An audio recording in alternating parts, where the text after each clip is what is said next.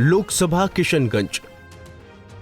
बिहार की 40 लोकसभा सीटों में से एक किशनगंज लोकसभा सीट है। इस सीट पर पहली बार चुनाव साल 1957 में हुआ और लगातार 2 बार कांग्रेस को जीत मिली थी। 1967 के चुनाव में प्रजा सोशलिस्ट पार्टी के LL कपूर चुनाव जीते। 1971 में इस सीट पर एक बार फिर से कांग्रेस को जीत मिली और जमीलुर रहमान सांसद बने। 1977 में BLD के हलीमुद्दीन अहमद को किशनगंज की जनता ने संसद भेजा। इसके बाद 1980 और 1984 के चुनाव में कांग्रेस को जीत मिली।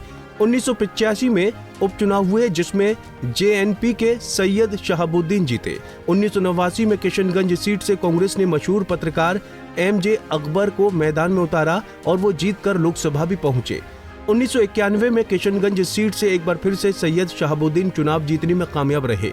1996 में किशनगंज से जनता दल के कैंडिडेट मोहम्मद तस्लीमुद्दीन चुनाव जीते। 1998 में भी तस्लीमुद्दीन ही RJD के टिकट पर चुनाव जीते।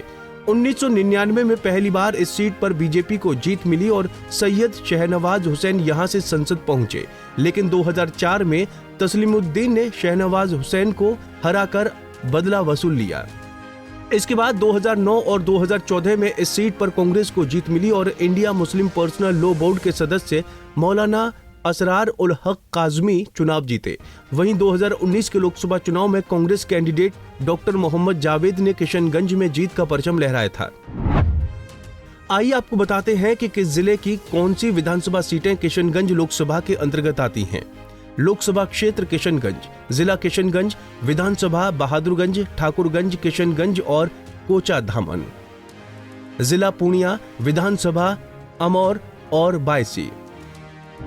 2019 के लोकसभा चुनाव में कांग्रेस कैंडिडेट डॉक्टर मोहम्मद जावेद ने जीत हासिल की थी। जावेद को 3,67,017 वोट मिले थे। वहीं JDU कैंडिडेट सैयद महमूद अशरफ ने 3,32,551 वोट लाकर दूसरा स्थान हासिल किया, तो AIMIM कैंडिडेट अख्तरुल ईमान ने 2,95,029 वोट लाकर तीसरा स्थान हासिल किया था।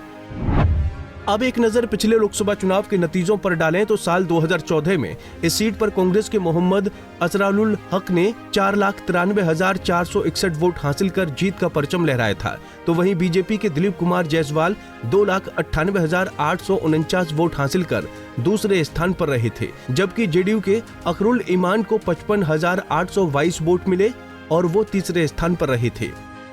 साल 2009 की बात करें तो कांग्रेस के मोहम्मद असरारुल हक ने 2,39,405 वोट लाकर जीत हासिल की थी, तो वहीं JDU के सैयद मोहम्मद अशरफ 1,59,136 वोट लाकर दूसरे स्थान पर रहे थे, जबकि RJD के तस्लीमुद्दीन को 1,24,182 वोट मिले थे और वो तीसरे स्थान पर रहे थे।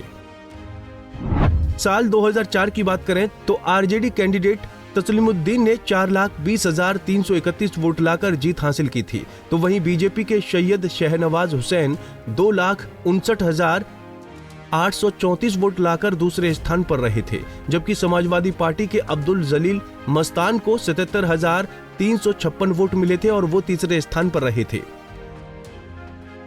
किशनगंज लोकसभा सीट पर 26 अप्रैल को मतदान होना है। इस बार यहां से मजलिस के कैंडिडेट अख्तरुल ईमान मजबूती से चुनाव लड़ रहे हैं। वहीं कांग्रेस एक बार फिर से किशनगंज में अपना उम्मीदवार उतारेगी। किशनगंज लोकसभा सीट पर करीब 70% मुस्लिम वोटर हैं। इसके बाद यादव, सहनी, पासवान, ब्राह्मण, शर्मा, रविदास और मारवाड़ी वोटरों की संख्या है। मुस्लिम वोटरों की संख्या ज्यादा होने के चलते कोई भी पार्टी यहां से अल्पसंख्यक उम्मीदवार को ही चुनावी मैदान में उतारती है, यानी किशनगंज के मुस्लिम वोटर ही तय करते हैं कि कौन उनका सांसद बनेगा। इस बार यहां के वोटर कांग्रेस का साथ देते हैं या नहीं, इस पर पूरे बिहार की नजर टिकी हुई है। Bureau report, Punjab Kesari TV. हमसे जुड़े रहने के लिए हमारे YouTube चैनल को सब्सक्राइब करें और नई वीडियो की नोटिफिकेशन के लिए बेल आइकॉन को दबाएं।